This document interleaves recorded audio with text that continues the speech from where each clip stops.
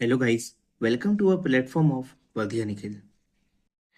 आज हम लोग प्रिपरेशन का डे 50 है।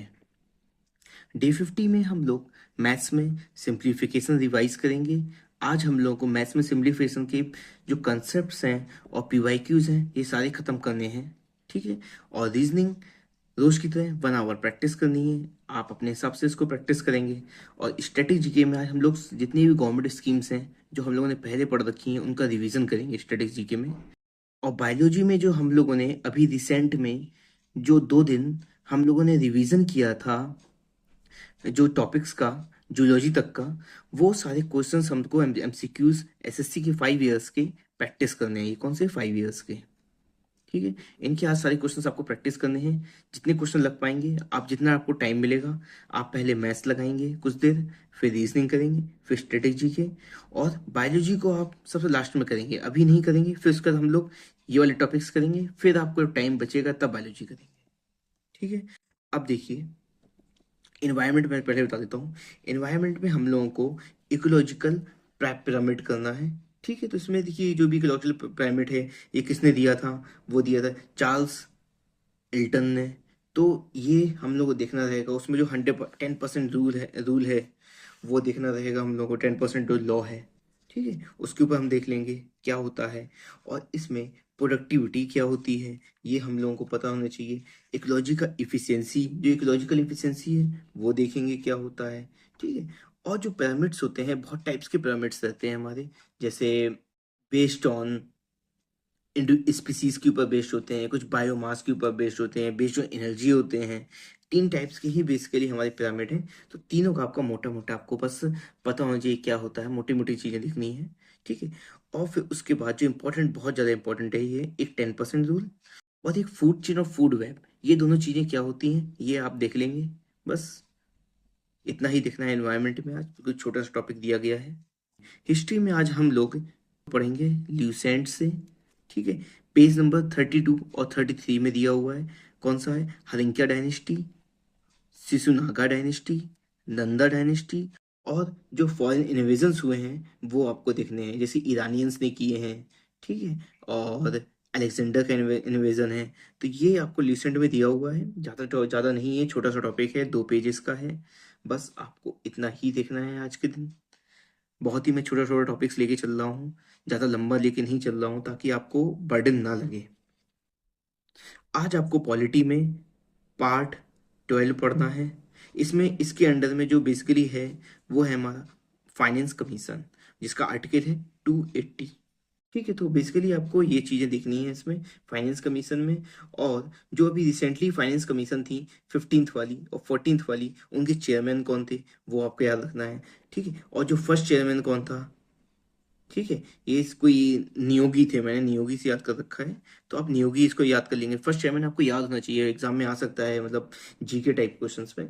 ठीक है। इनके फंक्शंस क्या हैं, इनकी ड्यूटीज क्या है, क्या टेन्योर होता है, एलिजिबिलिटी क्या है इसके लिए। ठीक है। ये सबको आपको देखना होगा। और एक आर्टिकल और याद रखिए, आर्टिकल नंबर 279A। ये किसका आर्टिकल है? जीएसटी का। तो आपको ये इसमें याद रखना है। बस ये छोटा सा टॉपिक है, मुश्किल से 1 पेज का होगा। ल्यूसेंट में बहुत छोटी सी जगह दिया होगा, उसको देख लेना है आपको।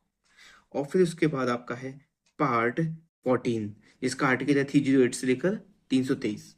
ठीक है। इसमें बेसिकली हम लोग को यूपीएससी के बारे में पढ़ना है और एसपीएससी के बारे में पढ़ना है। ठीक है। स्टेट पब्लिक सर्विस कमीशन और यूनियन पब्लिक सर्विस कमीशन। ठीक है। तो ये आपका जो ज़्यादा इंपॉर्टेंट है, ये वाला ज़्यादा इंपॉर्टेंट है। ठीक है। देखना दोनों ही है, ज़्यादा कुछ अंतर नहीं है खास। ठीक है। इसका आर्टिकल कितना है? Article number 315।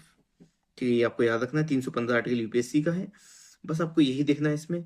और इसका जो इंपॉर्टेंट आर्टिकल है आपके लिए है 323A। ये आपको आर्टिकल्स याद रखने हैं, 315 और 323 है, ये इंपॉर्टेंट है। ठीक है। अब उसके बाद आप आ जाइए पार्ट नंबर 15 में। इलेक्शन कमीशन क्या होता है, जो भी जितनी भी चीज़ें इलेक्शन कमीशन के बारे में, कि उसका टेन्योर क्या है, रिटायरमेंट कितनी एज में होता है, इसमें कितने मेंबर्स टोटल होते हैं, इसमें इस समय चेयरमैन कौन है, इसको कैसे रिमूव करेंगे, एलिजिबिलिटी क्या है।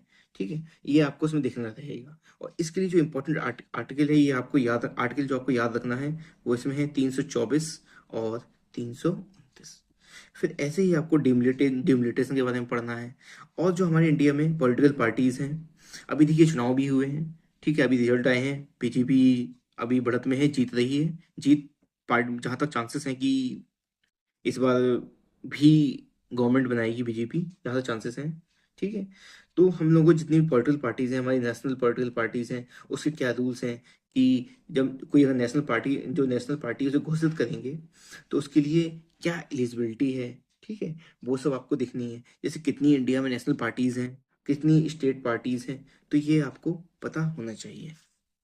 और जितनी भी आपकी इंपॉर्टेंट पॉलिटिकल पार्टीज़ हैं, जैसे आपकी बीजेपी हो गई, आईएनसी हो गई, सीपीआई हो गई, बसपा हो गई, एनसीपी हो गई, और आपकी एआईटीसी हो गई, पॉलिटिकल पार्टी जितनी भी हैं, ये कब स्थापना हुई है, इनके सिंबल्स क्या हैं, ठीक है, ये आपको पता होना चाहिए, और फाउंडर कौन है, बस इससे ज़्यादा नहीं देखना है इसमें। और फिर आपका आज का लास्ट जो पार्ट है, पार्ट नंबर 16, इसमें जो इसके स्पेशल प्रोविजंस हैं, जो हमारे जो कोई जो अपनी सर्टेन क्लासेस के लिए दिए गए हैं, इसमें वो दिया रहेगा आपका, उसके बारे में देखने हैं, ठीक है। तो इसमें आपके जो इंपॉर्टेंट आर्टिकल्स हैं वो आपके हैं, जैसे 330 आपका काफ़ी इंपॉर्टेंट है, SC ST के लिए होता है ये, ठीक है। और 335 ये भी SC ST से रिलेटेड है, ठीक है। ये आपके काफ़ी इंपॉर्टेंट आर्टिकल्स हैं। और जैसे 342 भी इंपॉर्टेंट है, ये ST से रिलेटेड है, ये SC से है, ये भी SC से है, और ये 342 इससे है। तो ये इंपॉर्टेंट आर्टिकल्स हैं, और भी इंपॉर्टेंट आर्टिकल्स हैं, वो आपको सब देखने रहेंगे, ठीक है। ये सबसे इंपॉर्टेंट है मैंने अभी लिख दिया यहाँ पर। तो बस आपको आज इतनी ही चीज़ें देखनी है डे 50 में। मैथ्स आपको आज रिवाइज करना है, सिंप्लीफिकेशन, फिर एक चैप्टर और आपका बचेगा HCF और LCM, फिर उसको भी हम लोग रिवीजन करेंगे, फिर हम लोग नया चैप्टर स्टार्ट करेंगे मैथ्स में। मैथ्स हम लोग काफ़ी स्लो लेके चल रहे हैं, कोई दिक्कत नहीं है, टाइम आपके पास काफ़ी है अभी, आपका बेसिकली ज़्यादा चीज़ें खत्म हो रही हैं।